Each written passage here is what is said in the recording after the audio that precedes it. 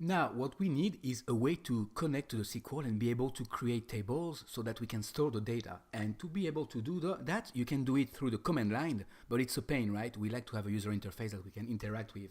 And you can download mySQL Workbench. And this one would do the trick in the sense that it's amazing. You can take a look at the UI. So let's go ahead and do that. Let's go to Google Chrome, open a new tab, and type download mySQL Workbench. All right, once you do so, you will see the first thing usually is the good one. And here it is, actually, right here. This one, mysql.com/products/workbench. All right, so click here. And here we go. Now it says new MySQL Workbench 6.3. Any version above 6 is just fine. Click on download now. And once you do so, you have to select which version you want on which platform. Now, as you can see, there's a Mac, there's a Windows, there's a Linux. So mine's a Mac, so I'm going to click on download and click on download here. All right, so make sure you select the right version. Now, there's a trick here. They try to make sure that, that you become a member, having you log in and sign up, but you really don't have to. You know, obviously they're trying to make money because, you know, it's a lot of work to do that and it's free. So, you know, if you can donate, then it's a good idea to do so. But click on no thanks, just start my download. All right, and this will launch the download and save it. Now I already have saved it, so I don't need to re-download it. And I'm gonna go ahead and show it to you. Mine is right here, MySQL Workbench, because I don't want to waste your time. Okay, so I'm going to double click on it, and the installation is very simple. It's the same for Windows or Mac. On Mac, you just have to drag and drop MySQL Workbench inside of the applications, okay? And this will take care of it. So I'm not going to do it because I already done that, okay? And on Windows, just follow whatever it says, okay? It's that easy. Once you have it installed, click on the application, so launch it. Mine is here, MySQL Workbench. Now, if you're on Windows, you can go to your program files and also launch it.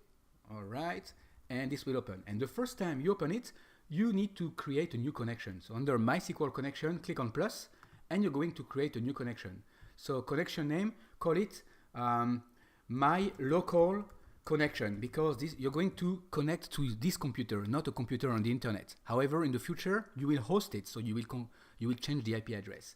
All right, so the host name, the port, how do you take care of all of this? Well, you have to have mump or wump open, and inside of preference, you can see the port. It says 8889, but also you can know your information, because whenever you launched it, remember it launched it, and you have the information here inside of localhost 8888 mump language English.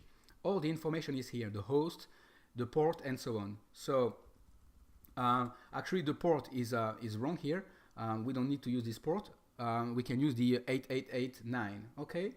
So how do I know that? Well, it's pretty simple, because it says it here. When I go to mump, it says MySQL port 8889. Now, obviously, I guess it's listening to both ports, the 3306 and the 8889. But use 8889 for sure. I know it's going to work. So go to MySQL Workbench.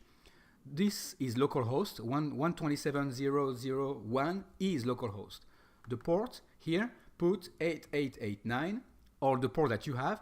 The username, again, it's inside of the configuration. It says that the username for MySQL is root, and the password is root. Okay? If yours is different, use the one you have. Obviously, you can change that later, and you should change that later for security purpose, but just for the sake of learning, this is good.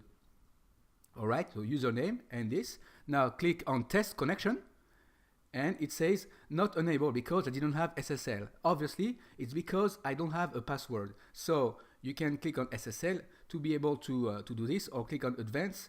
But what I want to show you is that the parameters is just fine. You can use the root username, but click on store in keychain and put a password here. And the password is root. Okay, and click on OK. All right. Now, the SSL is another way to connect straight. I'm not going to show you how to do that because there's no need.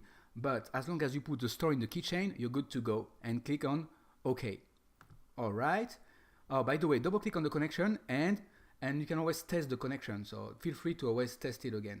All right. So click on the configuration and select my local connection and click on test connection. And it says successfully made MySQL connection. Okay. So there's no, it's okay if it says SSL not enabled, meaning that it's not super secure, but that's okay, it still works, okay? You are connected. All right, click on close and double click on my local connection, and this will open with saying query 1 or something similar. And that's where we're going to create our tables to use to be able to save users and retrieve user information.